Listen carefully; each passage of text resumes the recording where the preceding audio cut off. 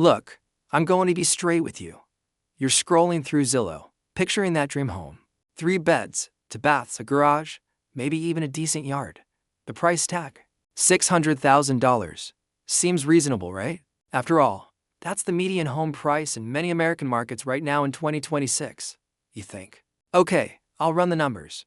I can make this work. Then you pull up a mortgage calculator. You punch in 600,000. You see that monthly number pop up.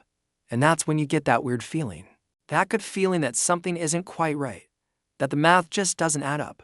That you're being set up to fail somehow. Well, you're right to feel that way. And today, I'm going to show you exactly why. My name is Jordan, and I'm here to help you understand money, invest with clarity, and build wealth long-term with discipline. If that resonates with you, subscribe to the channel. Now, what we're going to do today is dismantle this illusion that buying a $600,000 home is an achievable goal for most people in your age bracket. And I'm not going to do it with abstract figures. I'm going to use real 2026 data from sources you can verify. Because here's what most people don't realize. Nobody tells you the full truth about what it really costs to own a home. Let's start with the reality of your income. If you're between 25 and 35 years old, according to the Bureau of Labor Statistics for 2026, the median salary for your age group is approximately $59,072 per year. That's about $1,136 a week. Some of you earn more, of course. But for the majority, that's where you're at. After federal, state, and local taxes, you're looking at roughly $3,400 to $3,600 net per month, depending on where you live, of course. Now, you might be thinking, but I earn more than that. Great. But we're going to work with realistic numbers for the majority of people watching this video. Here's the thing. Banks use a rule called the debt-to-income ratio. Basically, they don't want you spending more than 28% of your gross income on your mortgage payment. 28%. That means, with a $59,072 annual salary, you can afford approximately $1,654 per month for your mortgage payment. That's just the principal and interest. No property taxes, no insurance, nothing else. So let's do the math on a $600,000 home. I'll be generous and assume you've managed to save 20% for a down payment.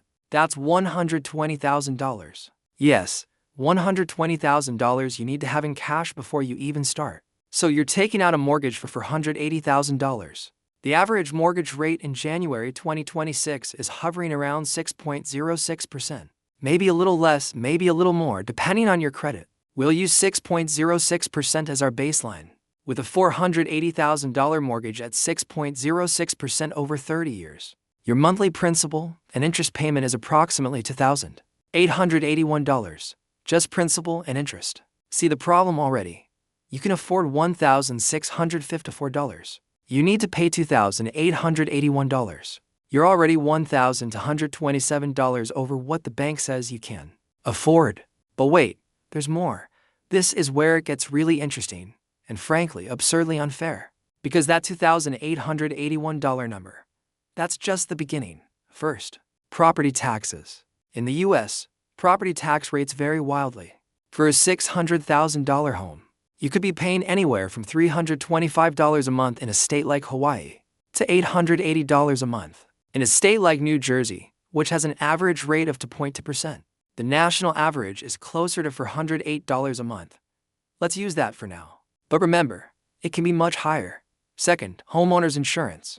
The average cost of homeowners insurance in 2026 is between $2,110 and $2,544 per year. That's roughly $176 to $212 per month. Again, if you live in a hurricane-prone area or a wildfire zone, it could be significantly more.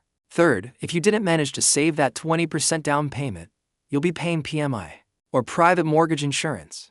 This can range from 0.30% to 1.15% of your loan amount annually. For a $480,000 loan, that's an additional $144 to $552 per month, just for the privilege of not having enough cash upfront. That's money you'll never see again. It's not building equity. It's just disappearing. Fourth, maintenance and repairs. The general rule of thumb is to budget 1 to 2% of your home's value per year for maintenance. For a $600,000 home, that's $6,000 to $12,000 annually. That's $500 to $1,000 per month. and that's just the average. If you have an older roof, a problematic plumbing system, or an aging HVAC, it could be much, much more. Fifth, if you live in a community with a homeowners association, you'll have HOA fees. These can range from $100 to over $1,000 a month, depending on the amenities and location. So let's add all this up. You have $2,881 for principal and interest.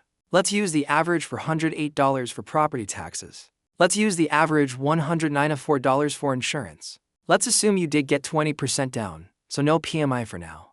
Let's budget $500 for maintenance on the low end. And let's say you have a modest $100 for HOA fees. You're looking at a minimum of $4,083 per month, and that's being generous. In many cases, you're looking at $5,000 or more. Remember, you can afford $1,654. But wait, there's another problem nobody talks about. That $120,000 down payment. You need to have that in cash now. Do you know how long it takes for someone on a median salary to save $120,000? Let's do the math. If you're bringing home $3,500 net per month, and you manage to save $1,000 of that every single month, it's going to take you 120 months. That's 10 years. 10 years of saving every single extra penny you earn.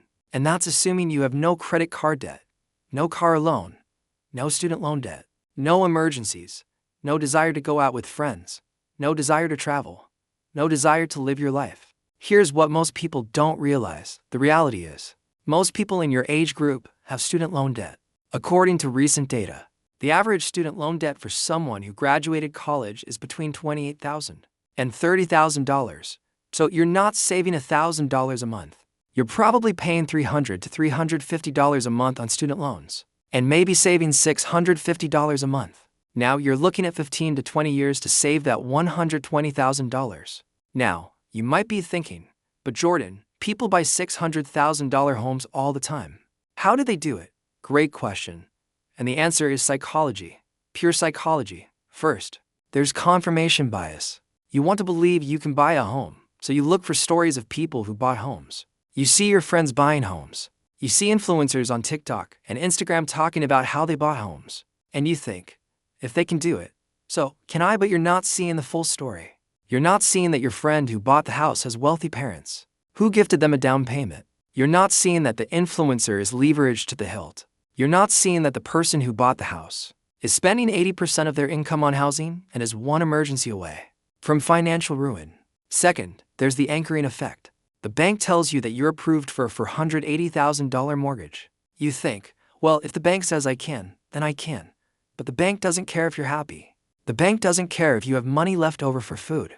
The bank just wants you to pay the mortgage. And if you can't, they'll take the house. Third, there's optimism bias. You think, well, maybe I'll get a raise soon. Maybe I'll get a new job that pays more. Maybe the house will appreciate in value, and I can refinance. Maybe.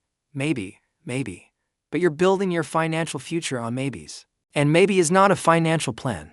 It's a wish. So, what's the realistic scenario?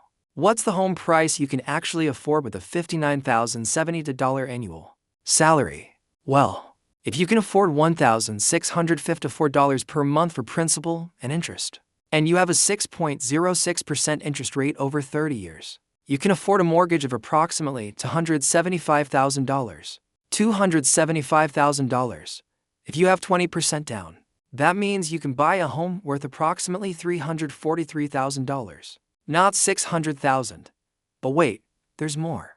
Because you still need to pay property taxes, insurance, maintenance, and everything else. So in reality, you need to reduce that number even further.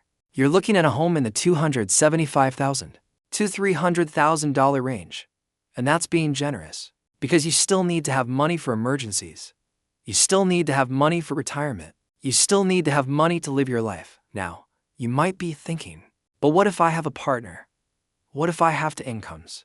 Great point. If you have to salaries of $59,000 each, you have $118,000 per year. Now, you can afford approximately $3,275 per month for principal and interest. Now you can afford a mortgage of approximately $545,000. Now you can buy a home worth approximately $681,000. So, yes, with two median incomes, a $600,000 home becomes possible. But here's the problem. You're relying on incomes. And life happens. One of you could lose your job. One of you could get sick. One of you might want to have children and stay home. And suddenly, you're down on one income. And you can no longer afford that mortgage. It's a risky game. So, what do you do? Well, you have a few options. Option 1. You wait. You keep saving. You keep paying down your student loan debt. You keep building your wealth. And in 5, 10, 15 years, you'll have more money saved. You'll have a higher salary. And you'll be able to buy a better home. Option 2. You buy a smaller home. You buy a $275,000 home now. And you sell it in 5 years when you have more equity and more cash. And then you upgrade to a larger home. Option 3. You move to a cheaper area. There are plenty of places in the United States where you can buy a decent home for $300,000 or less. You don't have to live in a major city. You don't have to live in an expensive housing market. Option 4. You increase your income. You get a new job that pays more. You start a side hustle. You invest in your education and your skills. Because the truth is, your income is your most important asset. And if you can increase your income, you can increase your ability to buy a home. Here's what most people don't realize. Buying a home is not an investment in the way stocks are. Buying a home is a cost. It's a cost you're going to pay for the next 30 years. And if you can't comfortably afford that cost, you shouldn't buy the home now. You might be thinking, but Jordan, homes appreciate in value. Homes are an investment. Yes, homes can appreciate in value, but you're paying interest, taxes, insurance, maintenance, and everything else. You need the home to appreciate by more than 5% per year just to cover those costs. And there's no guarantee that will happen.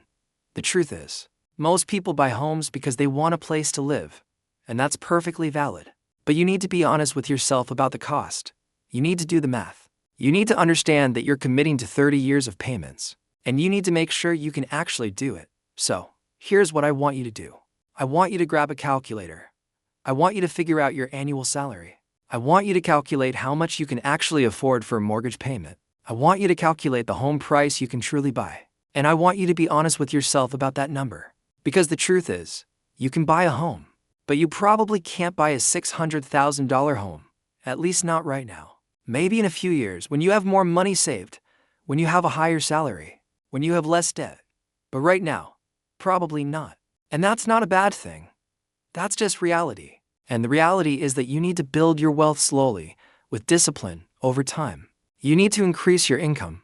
You need to decrease your expenses. You need to invest in your education and your skills. And you need to be patient. Because the truth is, wealth isn't built quickly. Wealth is built slowly with discipline, over time. And if you can do that, if you can be disciplined, if you can be patient, then you can build a financial future that is truly secure. So, subscribe to the channel, turn on notifications, and let's build that future together.